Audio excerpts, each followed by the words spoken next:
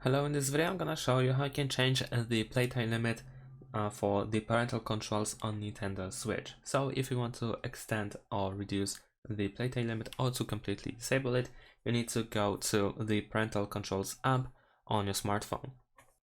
In the app, what you need to do is simply go to the console settings, and then over here you will find the playtime limit. If you enter here, you will find the playtime limit. You can press it over here and then set a new playtime limit. We can also set days individually by enabling this option over here.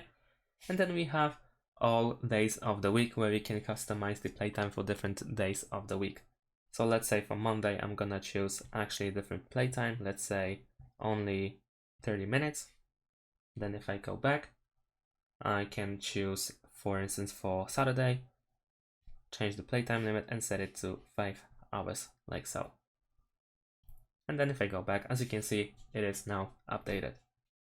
And that's it. Thanks for watching. Leave a like and subscribe to my channel and see you in my next videos. Bye.